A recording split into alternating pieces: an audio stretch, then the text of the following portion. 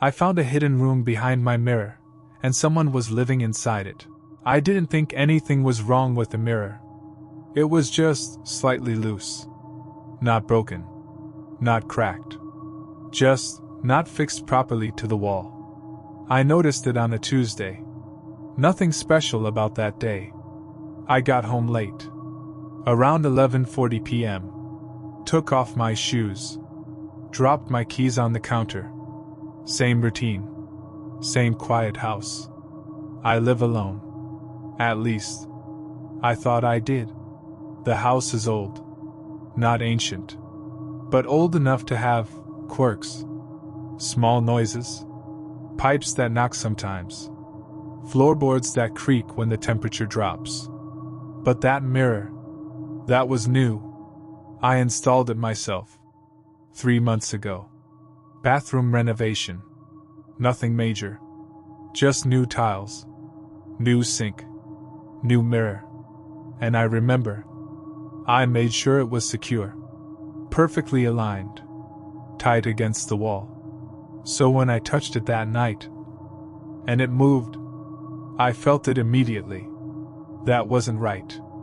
I pushed it gently. It shifted. Just a little. But enough.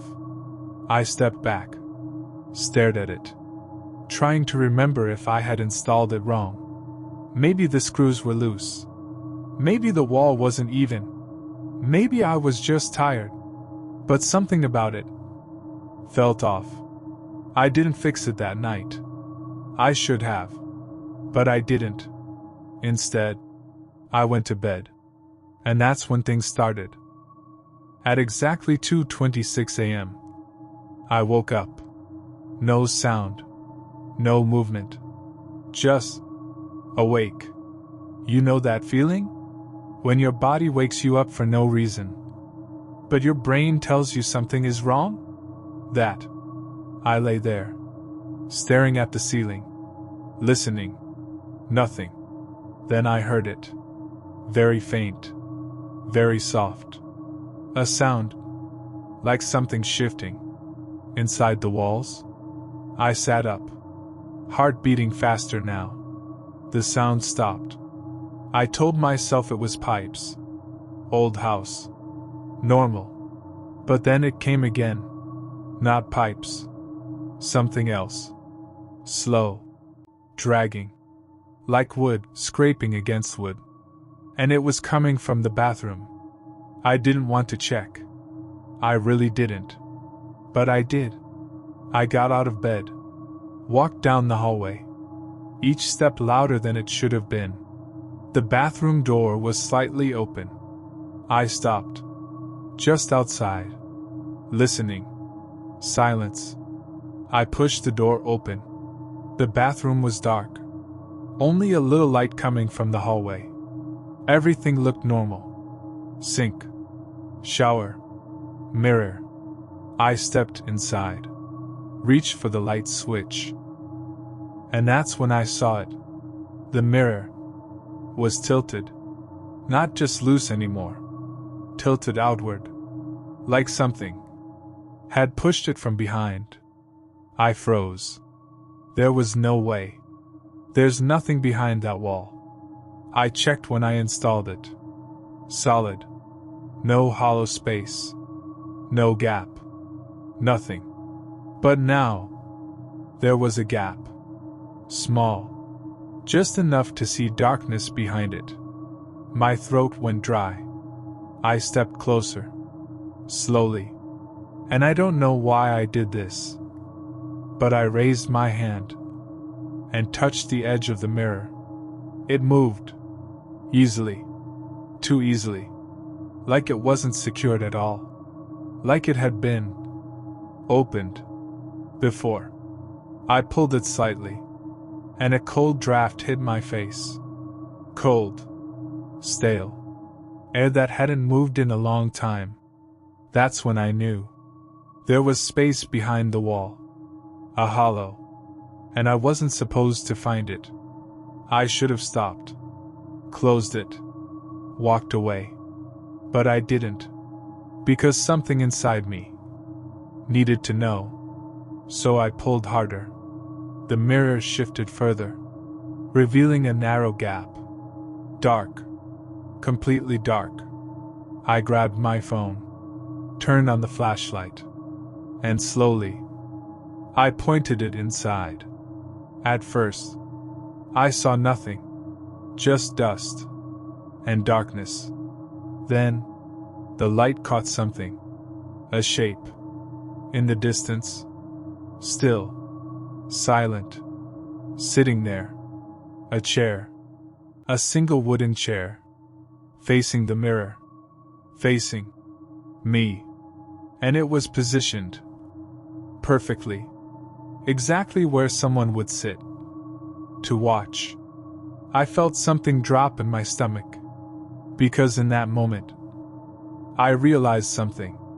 That chair wasn't just placed there randomly. It was measured, precise. It was exactly aligned with where I stand every morning, brushing my teeth, looking into that mirror. And for the first time since I moved into this house, I didn't feel alone. I felt observed. And then I noticed something else. The floor, right beneath the chair, covered in marks. Deep, repeated scratches, like something had been dragged back and forth, over and over again, for hours, for days, maybe for years. And that's when I heard it again, from inside the wall, closer this time. A sound, not movement. I turned the page, and my hands froze, because the notes didn't stop at the bathroom. They described things that never happened there. 11:58 p.m. Subject lies on left side. Restless. That's my bedroom. I felt something cold crawl up my spine. There was no way anyone could see that from the mirror. No angle. No reflection. Which meant they weren't just watching me here. They were watching me everywhere. I flipped through more pages. Every detail. When I turned off the lights. When I checked my phone. Even when I woke up in the middle of the night. Things no one should know. Unless there was something else inside my house. I lowered the notebook and forced myself to look around the room again. Not just the chair this time. Everything. The walls. The corners. The ceiling. That's when I saw it. Something small. Mounted high. In the corner. Almost invisible. A tiny black dot. No bigger than a coin. I stepped closer. Raised my phone light. And my stomach dropped. A camera. Hidden. Pointing directly toward the mirror. Toward me. My breathing got heavier.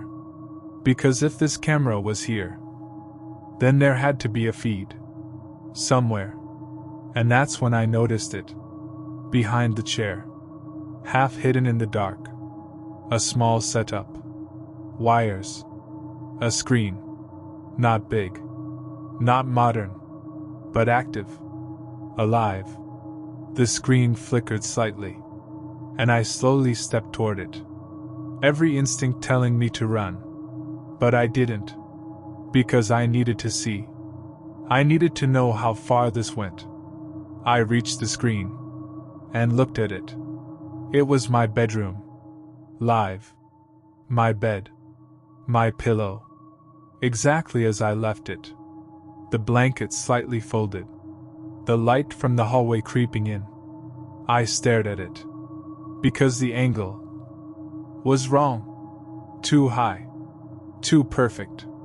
Like it was mounted inside the room. Not outside. Which meant there was another camera inside my bedroom, watching me while I slept.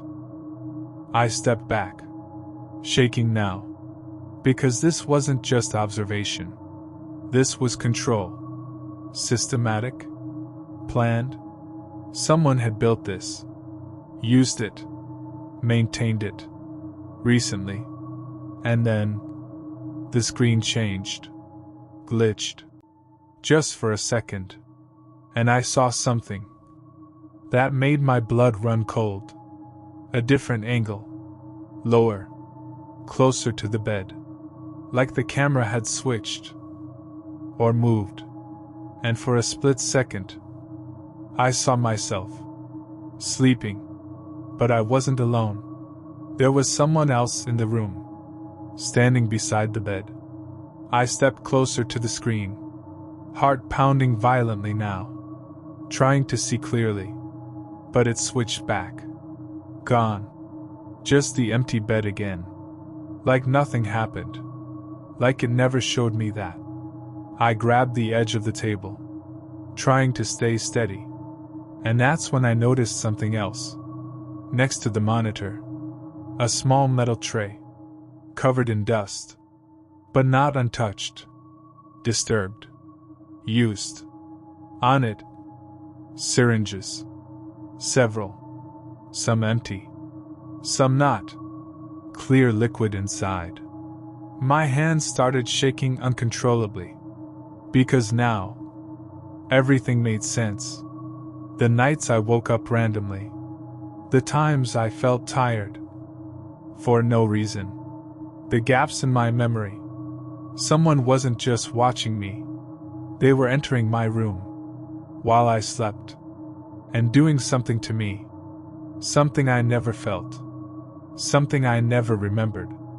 I backed away slowly. Every part of me screaming to run. To leave. To never come back. But then, I heard it again. Not from behind me. Not from the wall. From somewhere deeper. Inside the structure. A sound. A door. Opening. The sound came again. Closer this time. A slow, heavy click. Like a lock being turned. Somewhere deeper inside the wall. I froze. Because that meant one thing. There was another way in. Another door. Another exit. And whoever had been watching me was still here. I slowly turned toward the darkness behind the monitor. My phone light barely reaching the back wall. And that's when I saw it. A narrow outline. Almost invisible. Blended into the structure. A second door. Slightly open. Just enough to reveal pure blackness behind it. My chest tightened. Every instinct screamed to run. But I couldn't move. Because from that darkness, I heard something. Footsteps. Slow. Measured. Coming closer. I didn't think. I ran. Back toward the mirror. Nearly slipping on the floor. Heart pounding so loud it drowned everything else. I jumped through the opening. Into the bathroom. Grabbed the mirror. And slammed it shut. Hard. I didn't wait.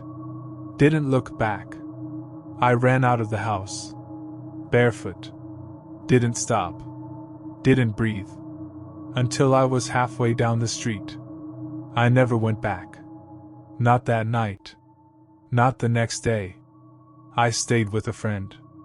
Tried to convince myself. It wasn't real. That I imagined it.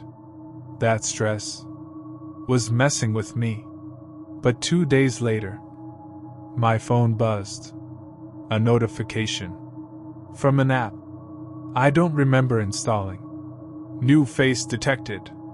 My stomach dropped. I opened it. And there it was. A still image. From my bedroom. Timestamped. 3:08 a.m. The angle was wrong. Too high. From the corner. From where the hidden camera would be. And on the bed. I was there. Sleeping. Completely unaware. But standing next to the bed. Was someone else. Clear this time. Not a shadow. Not a blur. A person. Tall. Thin. Wearing something dark. Face partially visible. And they were holding something. A syringe. My hands started shaking. Because I wasn't in that house. I hadn't gone back. So how was that image possible? I checked the date again. Checked the time. Checked everything. It was real. It happened. Without me. That's when I realized something worse. I wasn't just being watched. I was being replaced. Studied. Copied. I told myself I was done. That I would never go back. Never step inside that house again. But that night, at exactly 3:11 a.m., I got another notification. Live feed available. I stared at it. For a long time. I shouldn't have opened it. But I did. The screen loaded slowly. And there it was. The hidden room. From the chair. Facing the mirror. Everything exactly as I left it. Still. Silent. Empty. For a few seconds. Then, something moved. From the second door. It stepped into the frame. Slowly. And sat down. In the chair. Facing the mirror. Watching. Then it leaned forward. Closer to the camera. And for the first time, I saw its face clearly. It was me. Not similar. Not close. Exactly me. Same eyes. Same face. Same expression. And it smiled. Then raised its hand. And waved. At me. Through my phone. The screen went black. And a final message appeared. Subject returned. I haven't gone back to the house. But every night. At exactly 3:11 a.m. My phone unlocks by itself. And the camera turns on. And I see it. Sitting there. Waiting. Like it knows. I'm next.